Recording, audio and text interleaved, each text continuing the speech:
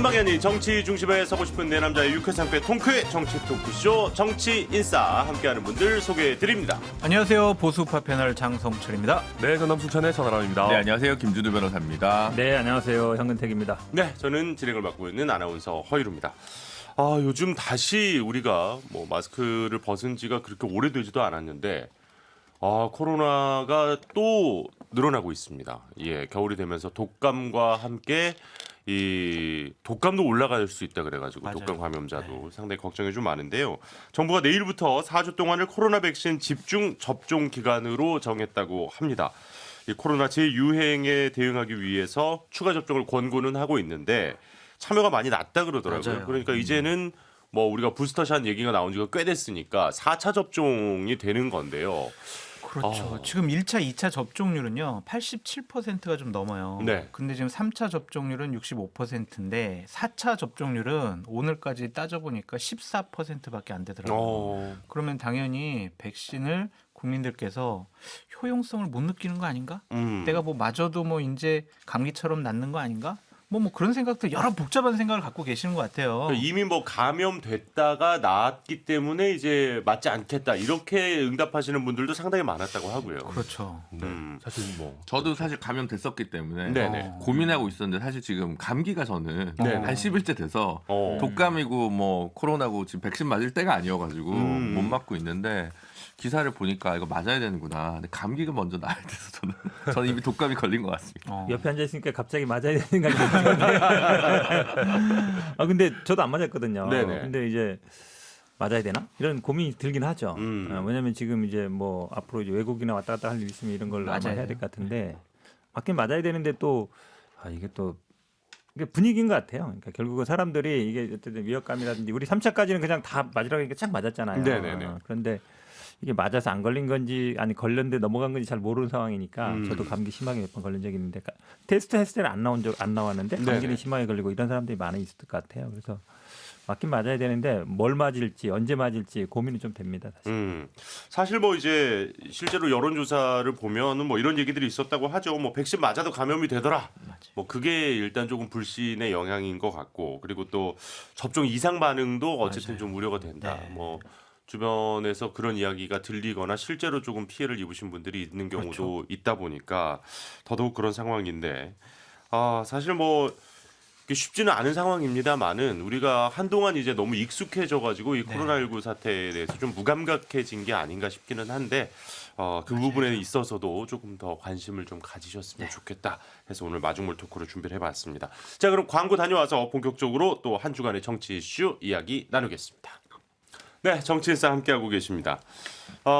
사실 지난주에 이어서 또 이 MBC 이야기를 제가 직원 입장에서 할 거라고는 딱히 생각을 안 했는데. 이 발걸음이 무거웠어요. MBC 오는. 아니 요새는 MBC가 언론이 아니고요 뉴스 메이커인 것 같아요. 사실 맞아요. 아니 네. 뭐 일주일에 몇 번 안 오시잖아요. 매일 출근하는 저는 오죽하겠습니까?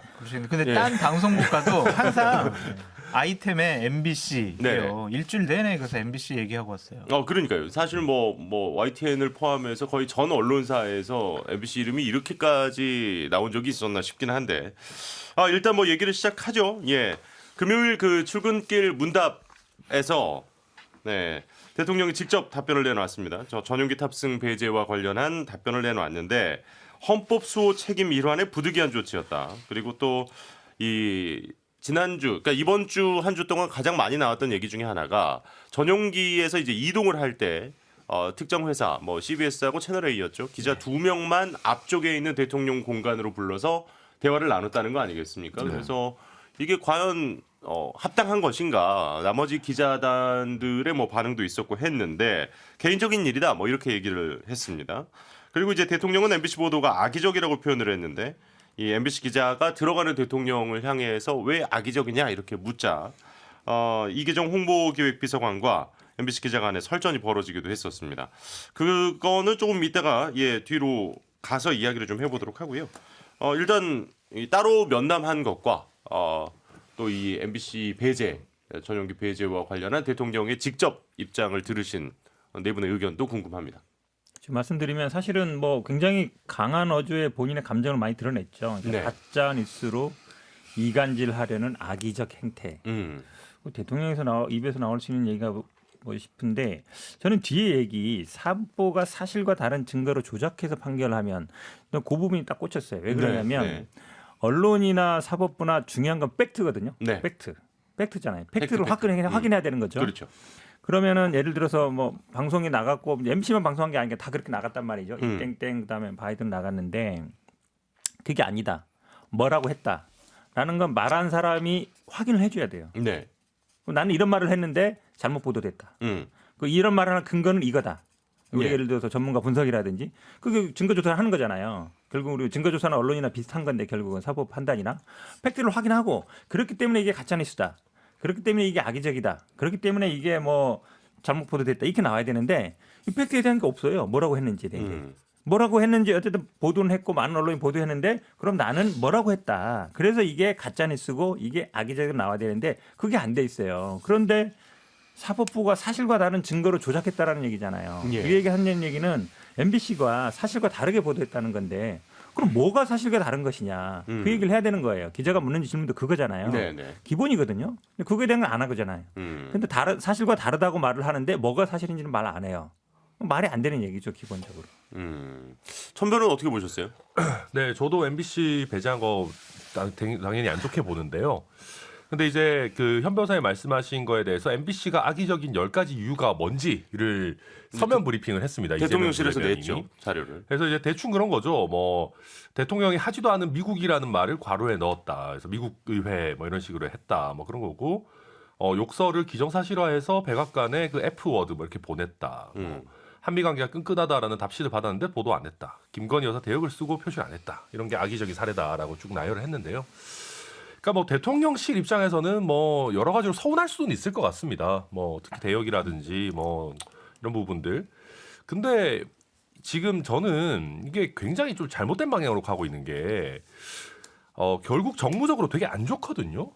예, 그러니까 이게 MBC한테 서운하다 아니면 MBC의 보도 방향이 잘못됐다라고 하면은 뭐 언론중재위원회나 사법부의 판단을 받거나 아니면 궁극적으로 국민과 시청자의 판단을 받으면 되는 거지. 네네. 이런 식으로 대통령실이 가지고 있는 정치적인 자산을 MBC랑 싸우는데 다 써가지고 스포트라이트를 그쪽으로 줄 이유가 사실 전혀 없는 거예요. 그래서 저는 이게 좋지 않다. 게다가 이게 대통령께서 이게 헌법 수호다라고까지 말씀을 하시니까 예.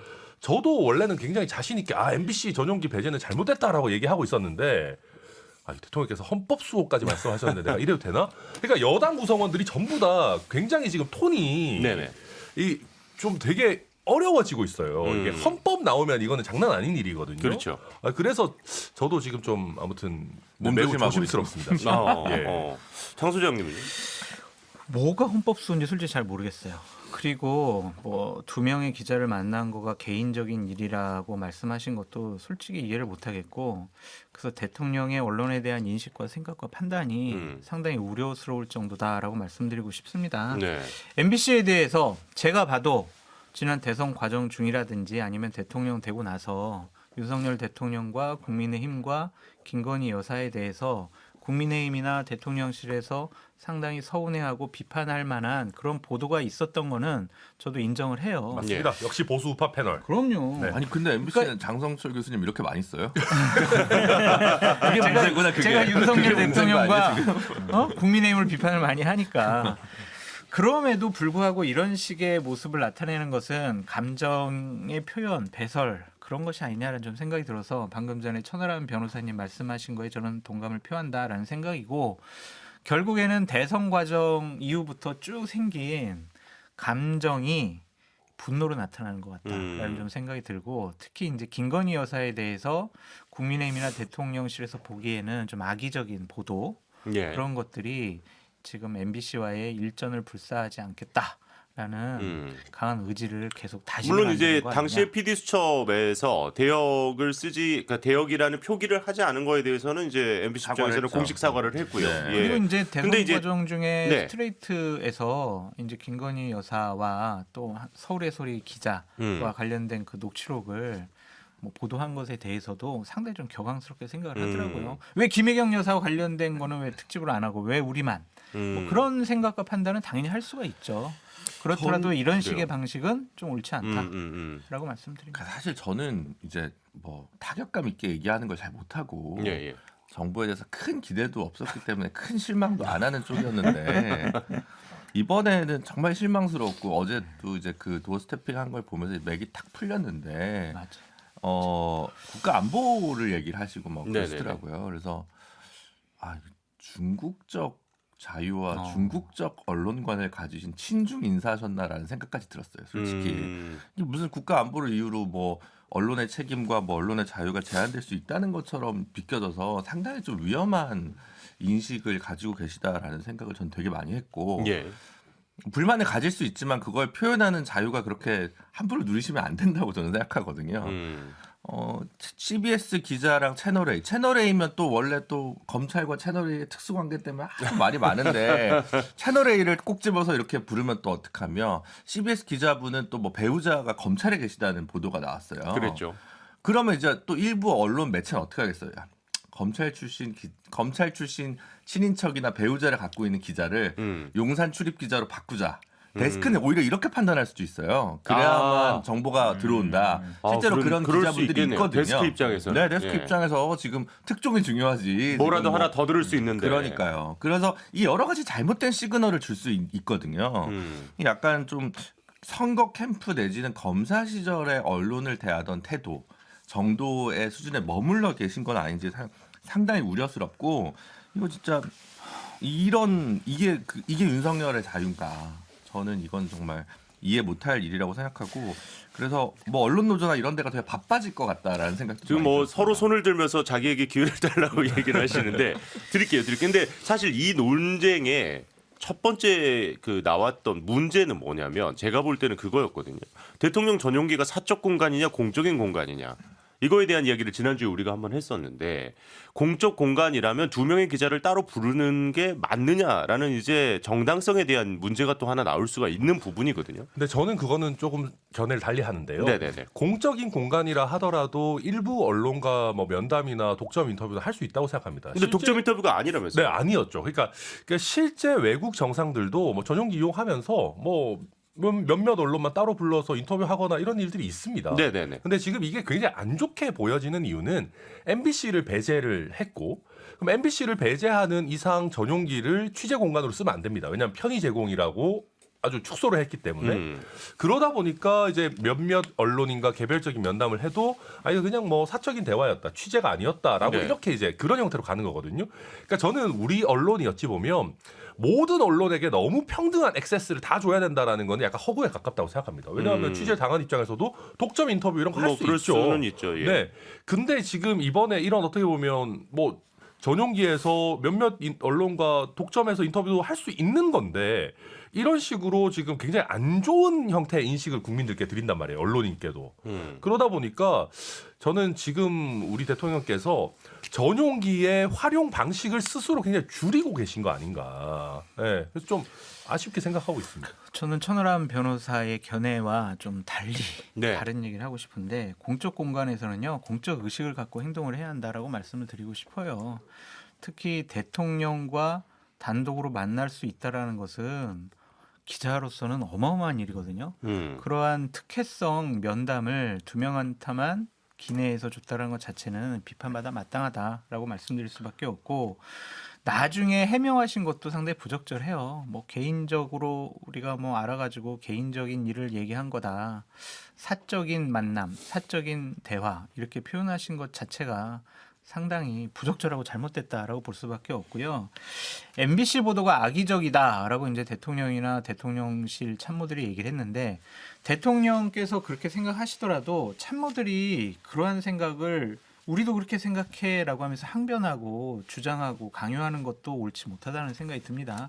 대통령께서는 그러시더라도 참모는 그것을 좀 무마하거나 아니면 잘 풀어나갈 수 있도록 여러 가지 실무적인 준비나 해결 방안을 모색을 해야 되는데 네. 더 기자 출신들이 더 그냥 싸우는 모습, 뭐 소리 지르고 이런 모습은 아무리 생각해도 좋지가 않은 것 그러니까 같아요. 되게 간단한 건데 예를 들어 문재인 대통령이 TV조선 전용기 탑승 배제 조치를 하고 네네. 전용기를 타면서 이제 한국일보랑 경향신문 기자만 불렀다. 음. 난리가 났을 겁니다. 그쪽 보수 진영에서. 그래서 며칠 전에 그 중앙일보 논설위원 오병상 논설위원 칼럼니스트 코멘터리 그 논설 네. 제목이 중앙일보 봅니다. 윤석열의 의심스러운 언론관. 이게 제목이에요.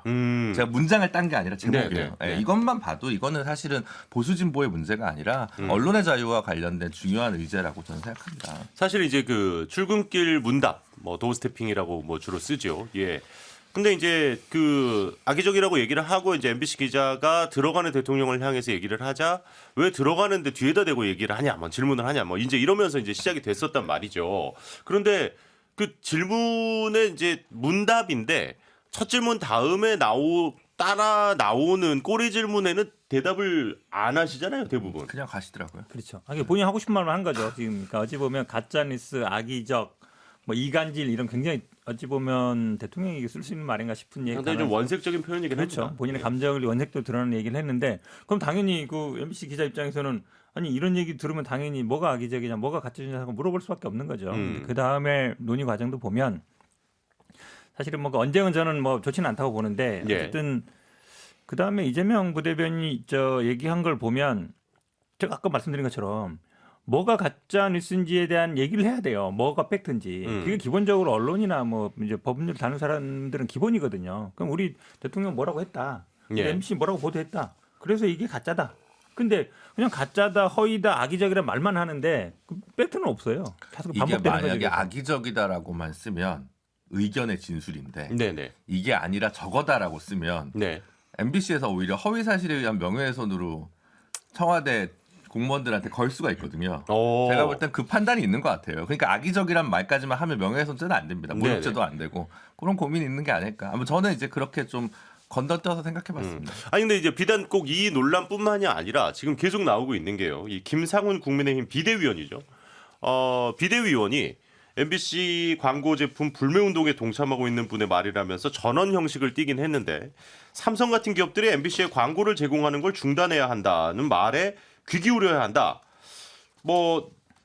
일단 광고 끊어야 된다. 뭐 이런 얘기를 하셨고요. 예. 광고 듣고 올 타임이에요, 저희? 아니요, 아직 조금 남았어요. 광고는 중요하니까요. 근데 이건 예. 코바코에서 네. 방송사에다 이렇게 나눠주는 거 아니에요? 이렇게? 근데 그게 달라요, 조금. 네. 달라요? 그러니까 이게 되게 좀 길어지는데 네. 쉽게 말하면은 그 자사 랩 광고 랩을 운영할 수 있는 회사는 이제 민영 언론사고 저희 같은 경우는 이제 코바코를 꼭 통해서 이렇게 그렇죠. 판매를 해야 되는데 네. 저희가 그 광고 판매를 하는 게 다 저희 MBC에 들어오는 게 아닙니다. 그렇죠. 나눠갔죠. 예, 세트 다른 패키지요. 조금 소규모 방송사의 지원을 네. 상당히 많이 하게 되고요. 뭐 방송 발전 기금이라든지 이런 식으로 또 나가게 되는 그런 구조라서 일단 그런 부분이 있고 요거는 좀 길어지니까 또 이제 MBC도 MBC입니다만은 공기업들의 YTN 지분 매각이라든지 또 이 교통방송 TBS에 대한 서울시 예산 지원이 폐지 결정이 일단 났죠. 조례가 통과가 되어버렸습니다. 이렇게 되면서 이게 좀 물론 이제 문제가 있는 부분들이야 당연히 바로 잡아야겠습니다만은 마치 한 10여 년 전에 이 언론사와의 대치 국면을 보였던 이명박 정부를 보는 것 같다. 당시에 이제 최지중 방통위원장이 오면서부터 이제 각 언론사들 사장 교체라든지 뭐 이제 이런 부분을 통해서 상당히 좀 많은 일들이 있었던 걸 기억하는데 이 얘기까지 듣고 저희가 진짜 중요한 광고 듣죠. 예, 아직까지는 안 끊고 계시기 때문에 뭐 이렇게 되면은 언론과 정부 내지는 이제 정권과 언론 뭐 물론 이제 늘 좋을 수만은 없고 어느 정도의 긴장 관계가 필요하겠습니다만은 네 분이 바라보시는 어떤 관계여야 그래도 건강하다 이렇게 볼 수 있을까요? 공기업이나 정부가 언론의 어떤 지분을 소유해서 보도에 대해서 영향력을 끼치려는 듯한 행동이라든지 그런 의심을 받을 만한 일을 해서는 안 된다는 생각이 들어요. 저는 그래서 뭐 언론사들의 민영화 부분에 대해서는 적극적으로 추진되어야 되지 않을까 좀 그렇게 생각을 합니다. 물론 구성원들의 어떤 고용에 대한 위기감들이 여러 가지가 있겠지만 그런 것들은 다른 방식으로 풀어야지 국가가 권력이 공기업이 이렇게 언론을 소유하고 또한 지분을 보유하고 있다?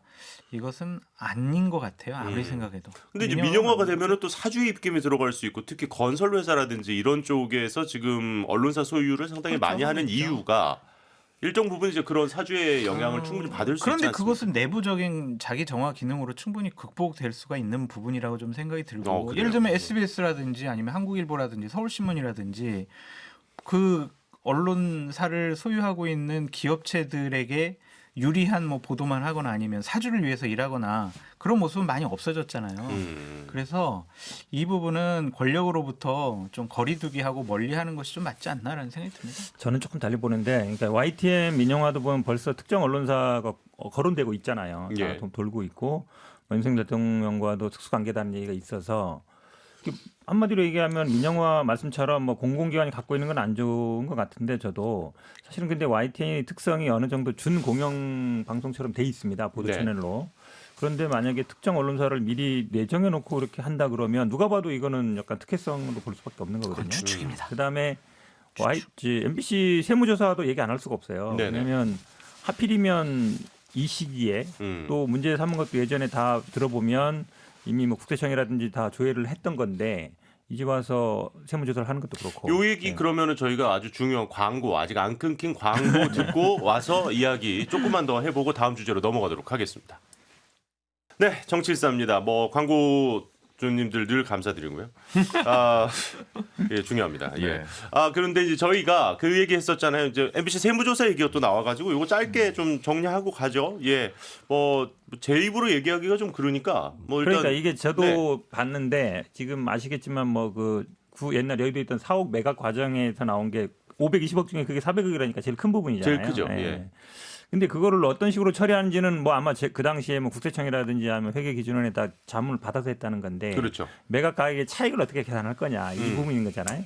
근데 제가 봐도 이런 거는 뭐 저 국회 심판이라든지 행정소송으로 가면 제가 보기엔 무조건 MBC가 이긴다고 보는데 이제 그 동안에 어쨌든 거기에 이제 약간 플러스 예를 들어서 무슨 뭐 업무 추진비 쓴 거라든지 다른 거라든지 이런 걸 약간 이제 도덕적으로 약간 네. 문제가 있는 거 아니냐 이제 이런 걸 좀 이게 심어주기 위한 같은데 오비락이라고 하기에는 좀 이상하죠. 왜 그러냐면 이자가 엄청 비싸게 붙더군요. 그렇죠. 그러기도 예. 하고 이제 MBC와 이런 관계 속에서 세무조사를 또 여기를 한다.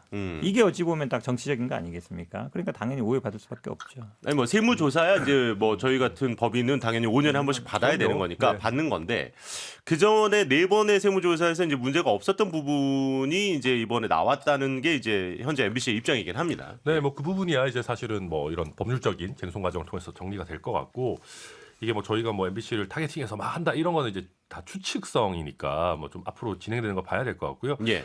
그러니까 뭐 그 공영 언론이나 이런 부분들에 대해서는 저도 뭐 TBS 같은 경우는 그 역할을 다 했는지 이런 부분에 대해서 시의회 판단할 수 있는 부분이 있다고 보고 저는 기본적으로 우리나라의 공영 방송이 너무 많다고 생각하는 편이기 때문에 국제 기준에서 봐도 그리고 사실 장 교수님 말씀 잘해주셨는데.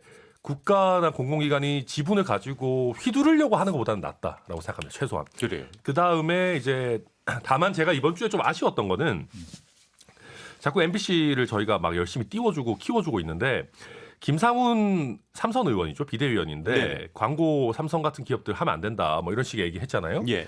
저는 되게 아쉬운 게 저희 당이 정강 정책이 기업 경영이라든지 경제 활동의 자유를 굉장히 중시하는 당인데 그렇죠. 저희가 어떤 특정 기업을 찍어가지고 광고를 주라 말아라고 하면 어떡합니까? 그것도 삼성이라고 해. 네, 네. 그러니까 저는 물론 전원의 형태를 물론 빌리긴 전원이긴 했습니다. 했습니다만은 굉장히 좀 부적절하다고 생각하고요. 또 한 가지는 이렇게 하면은요 삼성이 MBC에 광고 못 줄입니다. 줄이고 싶어도. 오히려.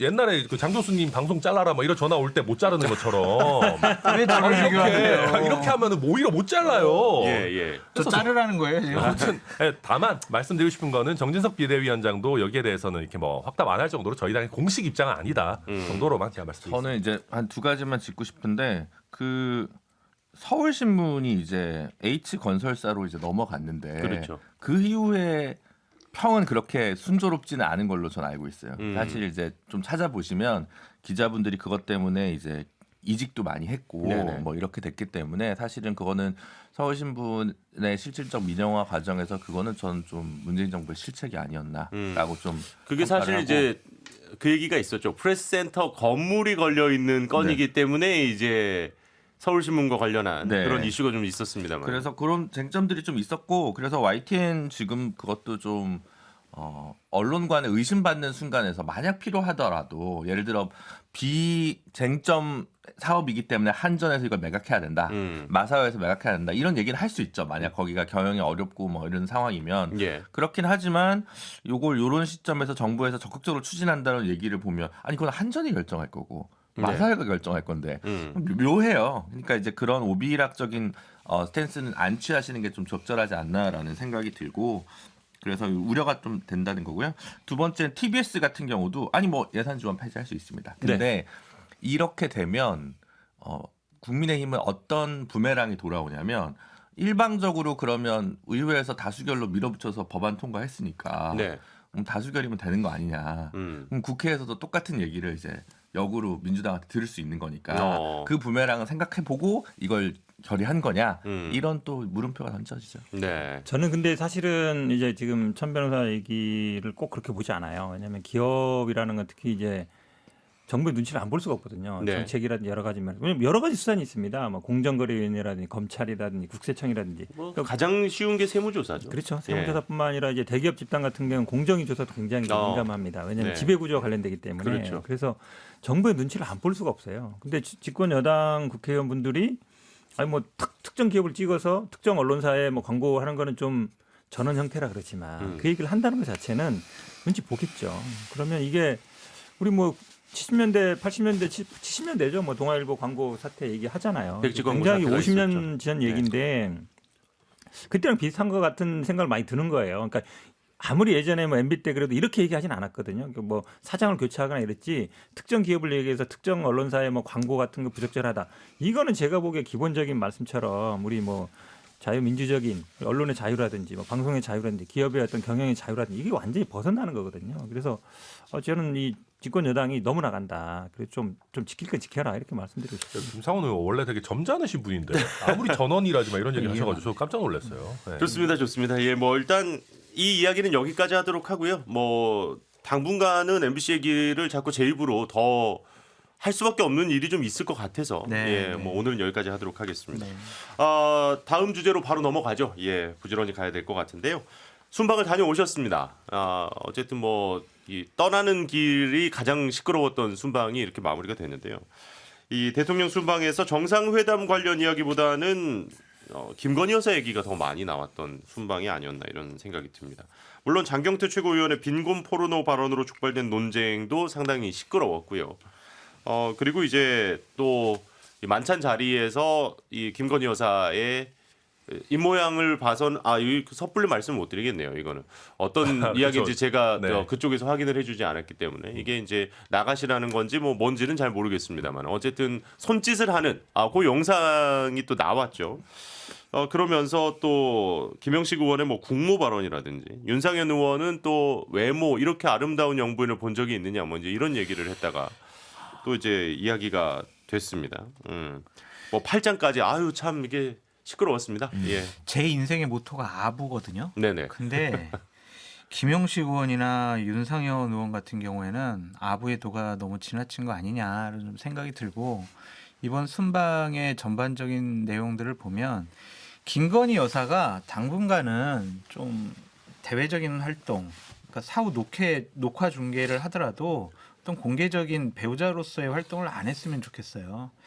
대통령께서 여러 가지 순방의 성과도 있었지만 결국에는 자꾸 이러한 사소한 해프닝과 구설수에 오르게 되면 이 순방 자체가 상당히 폄하될 수밖에 없다라고 말씀을 드릴 수밖에 없고 그러니까 이러한 것들에 대해서 대통령실에서 근본적인 정무적인 판단을 좀 새롭게 했으면 좋겠다라고 말씀을 드립니다. 네.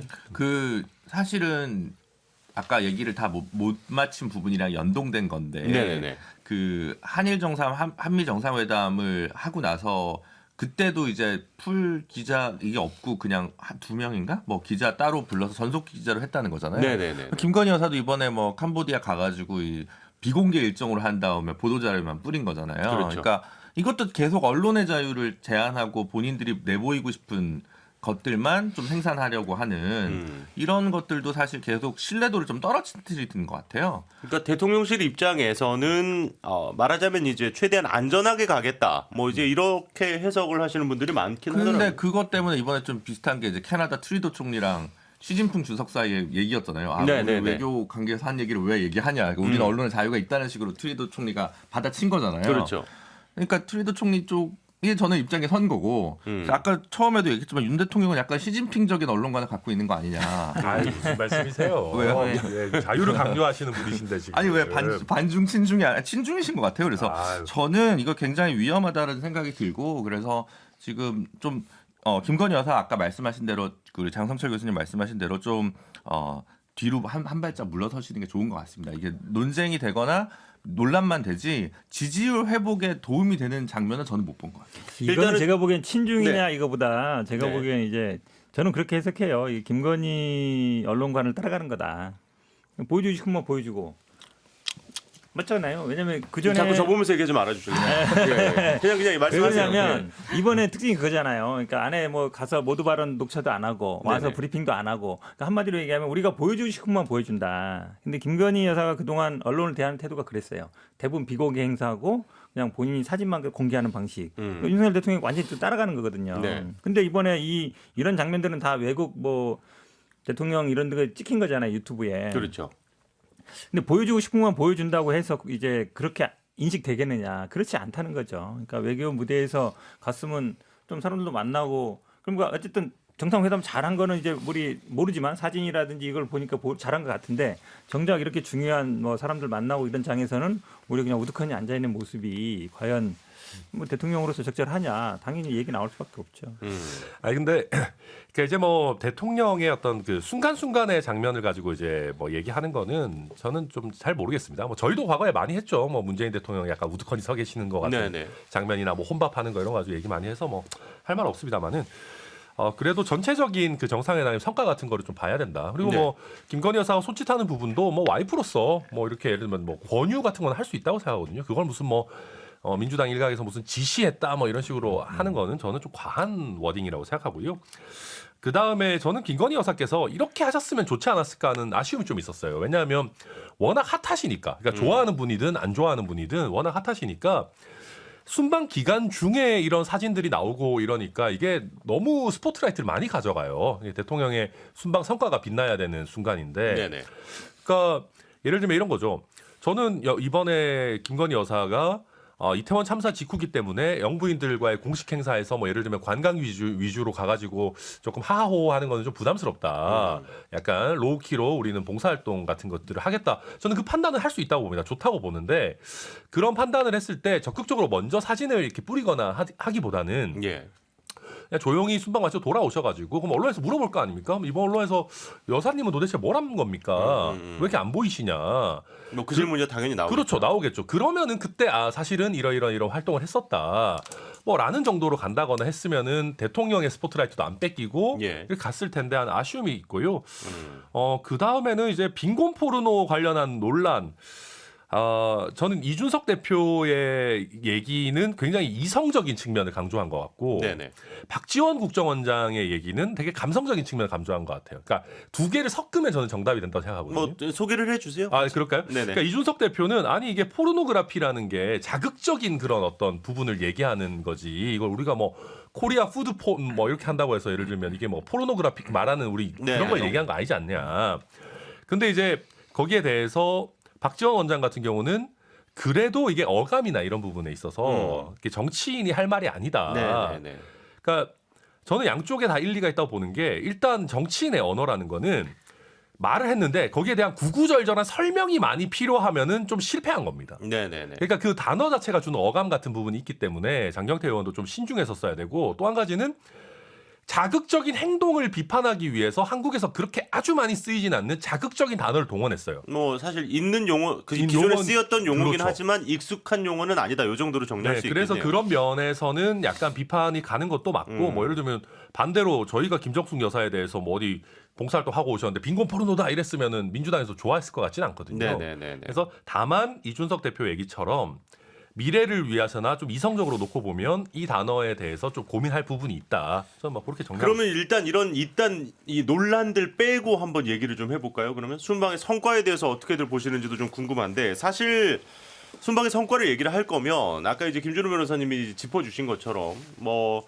정상회담을 할 때 그러니까 어쨌든 전용기를 타고 MBC를 제외한 모든 기자들, 세계 언론사를 제외한 기자들이 전용기를 타고 갔는데 결국 그 회장을 못 들어간 거 아니겠습니까? 브리핑도 안 해주고. 예, 그래서 이제 결국은 보도 자료를 주는 식으로만 이렇게 됐는데 순방의 성과, 특히 이제 이번에는 뭐 한미일 정상회담이 있었고요, 뭐 한중까지 뭐 다 이렇게 쭉 둘렀습니다. 뭐 어떻게 보셨습니까? 저는 성과 하나, 숙제 하나, 걱정과 우려 하나 이렇게 말씀드리고 싶어요. 현존하는 북한의 핵미역, 군사적인 위협에 한미일 삼각 동맹, 안보 동맹을 좀 공고하게 했다라는 것은 큰 성과라고 보여지고요. 중국과의 문제에 있어서 북한 핵 문제에 대해서 중국이 건설적인 역할을 해달라라는 윤석열 대통령의 요구라든지 아니면 여러 가지 요청에 대해서 언급 자체를 안 했어요. 그래서 북한 문제를 중국이 지렛대가 돼서 제대로 좀 해결할 수 있는 로드맵으로 가야 하는데 그 부분에 대해서는 중국은 우리는 북한 편 들 거야라는 이미지를 준 것. 이것은 외교적인 숙제다라고 말씀을 드리고 대통령께서 이번 순방 기간에 보여주셨던 언론관, 보도 제한, 취재 제한 이러한 이미지를 준 것은 앞으로 커다란 걱정과 우려를 낳을 수밖에 없다라고 정리해 봅니다. 저는 약간 기저 효과가 큰 것 같아요. 지난번에 워낙 외교 참사가 반복돼가지고 예. 이번에 정상적인 일을 하고 다니니까 이제 근데 그걸 대통령실에서 이정표를 세웠다라고 얘기하는 거는 좀 인플레 아니냐 예, 이런 생각을 좀 많이 하고 인플레이션 감축법. 예, 예. 그래서 근데 한미일 정상 그 공동 선언 결국 보면 이게 인도 태평양 부분까지 한국도 이제 뭔가 이익을 담당하겠다. 이게 선진국으로서 발돋움하는데 중요하다고 여기실 분도 있고 비용적으로 감내해야 될 게 훨씬 큰 데인데 이게 맞냐라고 생각하시는 분들도 있을 거예요. WTO에서 계속 한국이 전략적으로 개도국 지위를 유지하려고 했던 것처럼 네. 약간은 비껴서는 게 더 놓을 수도 있는데 이 그 한일이 아니라 한미가 아니라 한미일 경제 안보 협의체까지 구성하겠다고 하는 것이 과연 전략적 모호성보다 더 나쁜 선택이 될 수도 있지 않을까 우려가 돼요. 물론 이제 북한에 대한 위협에 대해 대응해야 되는 건 맞지만 네네. 여러 가지 고민이 들고 사실 한미 관계도 지금 간단치 않은 게 결국은 미국이 계속 원하는 건 한국 자본이 미국에 계속 투자하는 거거든요. 현대자동차, 뭐 삼성, 뭐 이런 거. 한국에 투자를 해야죠. 한국 자본이 그게 지금 한국 대통령이 해야 될 일인데 미국은 계속 돈을 빨아들이려고 하고 있단 말이에요. 네. 그럼 여기에 대해서 그러니까 중국에 대해서 노라고 말할 수 있는 정부 좋습니다. 그럴 수 있어요. 노라고도 얘기할 수 있고 예스라고 얘기할 수도 있어야죠. 미국에 대해서도 마찬가지인데 이번에는 미국의 판짠에 짠판에 그냥 좀 들어간 거 아닌가. 우리가 주도적으로 따낸 것이 무엇인가. 라는 부분에서 물론 인플레이션 감축법 조금 논의해 볼 여지 남긴 거 있는 건 사실이지만 그런 면에서 이정표까지는 아니다라는 생각이 듭니다. 어쨌든 전 세계적으로 경제가 지금 어려워지다 보니까 자국 이기주의가 더욱더 좀 확대되고 있는 그런 양상 아니겠습니까? 저도 김 변호사님 말씀에 동의하는 게 왜 그러냐면 사실은 이제 우리나라 입장은 항상 미중 간에 특히 결국 현재 상태에서는 중국과 미국이 딱 대립하는 부분이거든요. 네네. 그러니까 중국을 견제하는 아시아의 최첨병으로 일본을 딱 상정하고 있는 거고 우리가 지금 예전에도 왜 우리가 그 구도를 모르겠습니까? 근데 인도 태평양 정책이라는 건 결국 미국이 중국을 견제하는 정책이거든요. 네. 거기에 일본은 태평양 쪽을 담당하는 거고 인도 쪽은 인도를 담당하는 건데 이렇게 지금 우리가 인도 태평양 정책에 들어가면 일본의 하위로 들어가는 거예요.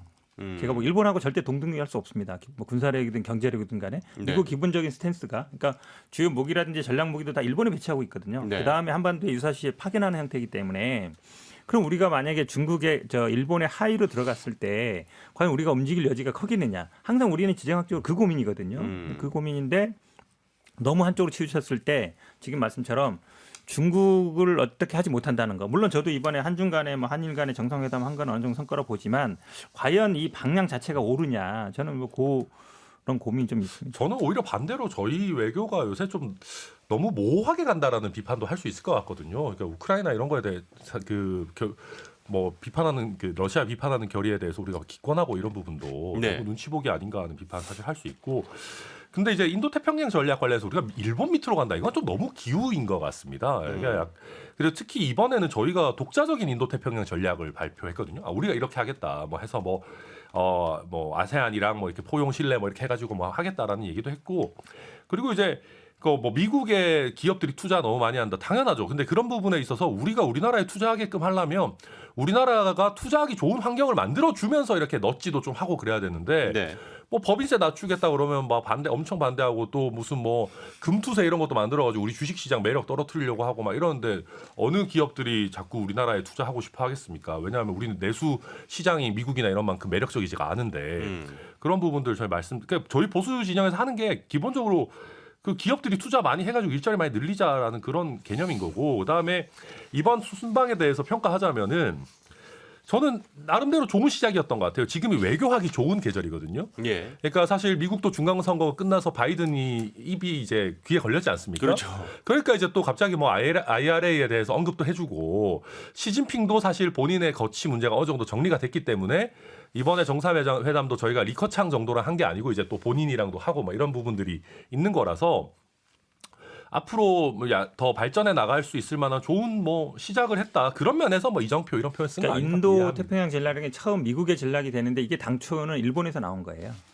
일본에서 나와서 그게 어쨌든 미국이 가져간 모양새거든요. 예. 본인 일본 입장에서는 항상 뭐 그러니까 중국과의 관계에서 이 인도 태평양이 어찌 보면 생명줄이거든요. 네네. 석유라든지 아니면 식량이 오가는 쪽이기 때문에 여기를 중국과 견제해서 우리가 지켜야 된다. 그게 아베 쪽에서 원래 나온 건데 그게 이제 미국으로 가면서 정책이 된 거거든요. 그렇게 본다 그러면 당연히 일본 밑으로 들어가는 게 맞죠. 뭐 이제 밑이냐 옆이냐 뭐 이런 부분도 뭐 이제 이견이 물론 있을 수 있겠습니다만은 뭐 어쨌든 중요한 건 이제 그런 것 같아요. 이제 순방이 끝났고 이 순방을 통해서 우리나라가 얻을 수 있는 이익은 무엇이 있느냐가 사실 뭐 가장 중요할 텐데 향후에 또 이 외교와 관련해서는 한번 지켜보시죠. 어떻게 또 진행이 이제 좀 되는지. 시작이니까요. 네. 자, 그러면서 이제 이 언론에서는 또 이제 이상민 장관을 주목하긴 했습니다. 뭐 이제 순방을 떠나는 길에는 어깨를 툭툭 치고 가면서 돌아와서는 고생했다. 라고 이제 했다는데요. 이상민 장관이 재난대책 수립 TF 단장을 맡은 것에 대한 논란이 끊이지 않고 있습니다. 어쨌든 이 12구 참사와 관련해서 이 책임이 없을 수가 없는 분인데 행정안전부 장관이니까요. 예. 그런데 일단은 이제 과연 내려오느냐 아니면은 뭐 그대로 유지를 하느냐. 근데 뭐 전혀 내칠 생각은 지금 이 그림으로 봐서는 없는 것 같습니다. 대통령실은. 없어요. 경질할 생각이 전혀 없고 네네. 왜 경질을 안 합니까? 법률적으로 뭐가 문제인데 경질을 해. 정치적인 책임은 일단 법률적인 책임 다 조사되고 난 다음에 그때 가서 정리할 거야라는 입장인 것 같아요. 그 당분간은 MBC도 아직 법률적으로는 별 문제가 없었는데. 예. 예. 대통령실 생각은 다를 수 있죠. 네네네네. 그럼 일단 이상민 장관은 계속 유임이라고 보면 되겠네요. 당분간은 유임이라고 보는 것이 합당한 추측이다라고 말씀을 드립니다. 그러니까 그 얘기를 했었잖아요. 그러니까 이주영 전에 이제 세월호 당시에 이주영 장관도 사퇴 수습을 다 해놓고 물러났다라고 이제 얘기를 뭐 하더라고요. 근데 그때는 좀 달라요. 그렇죠. 그때 사의 표명을 했었어요. 그랬죠. 그리고 취임한 지 얼마 안 됐어요. 그렇죠. 그때. 네, 그래서 전혀 다르고 수습도 잘한 편이라고 평가받은 거고 이번에 수습을 좀 진도에 어쨌든 계속 가주셨었죠. 그런 부분이 좀 근데 차이가 제발 대통령실에서 경질할 생각이 없고 대통령께서 사표 받을 생각이 없더라도 이상민 장관 그냥 사표 내고 잠적하고 그만 나왔으면 좋겠어요. 왜냐하면 계속 그 자리에 머물러 있는 것 자체가 언론이라든지 아니면 국회에서 집중적인 공격을 당할 수밖에 없거든요. 그럼 대통령에게 안 좋아요. 부담이 대통령에게 갈 수밖에 없습니다. 왜냐? 대통령의 아끼는 후배, 동지 같은 부하 이렇게 인식이 되고 있기 때문에 이분이 계속 자리 지키는 것이 결코 좋지 못하다라고 그리고 말씀드립니다. 저도 백지 사표 뭐 이런 얘기 하시는데 네. 사표는 백지가 아니라 이제 써서 내야 되는 거고요. 기본적으로. 그 다음에 지금 이제 순방에 갈 때랑 돌아오실 때 다 이제 본인이 뭐 마중 나가고 배웅 나가고 뭐 이러지 않습니까? 그렇죠. 저는 이런 것도 좀 부적절하다고 생각해요. 그러니까 외교부 장관이거나 뭐 외교 관련이면은 뭐 꼭 가야 되겠지만 물론 행안부 장관 지금까지 뭐 많이 갔었지만 지금 이런 식으로 참사 수습이 문제가 되고 이런저런 수사도 진행되고 있고 뭐 하는 상황에서 굳이 본인이 가셔가지고 뭐 수고했다 이런 걸로 괜히 또 대통령 스포트라이트 가져올 필요 있나 뭐 아쉬운 생각이 듭니다. 네. 자, 그러면은 이제 광고 다녀와서 슬슬 오늘 방송 마무리하도록 아직도 안 하겠습니다. 끊겼어요? 아직 있어요. 네, 정치인사 이제 마무리할 시간인데요. 아까 이제 두 분께는 전혀 기회를 못 드려서 아주 짧게 뭐 네. 하실 얘기 있으면 뭐 듣고 오늘 바로 끝내죠. 제가 국정 말씀처럼 이제 이상민 장관이 법적인 책임질 일도 없을 것 같아요. 경찰이 수사를 안 하고 있잖아요. 그러니까 결국은 책임 안 진다는 얘기로 들려요. 제가. 네. 저는 제가 정무수석실이나 국정상황실 행정관이면 연내 사표는 불가피하다고 보고서를 올릴 것 같습니다. 아, 알겠습니다. 예, 뭐 오늘 사실 MBC 얘기가 조금 길어지긴 했는데 다음 주에는 제발 제 입으로 MBC 얘기를 좀 안 했으면 좋겠는데 어떻게 될지 모르겠습니다. 네 분 수고 많으셨고요. 우리 또 다음 주에 만나서 이야기 또 나누도록 하겠습니다. 고생하셨습니다. 감사합니다.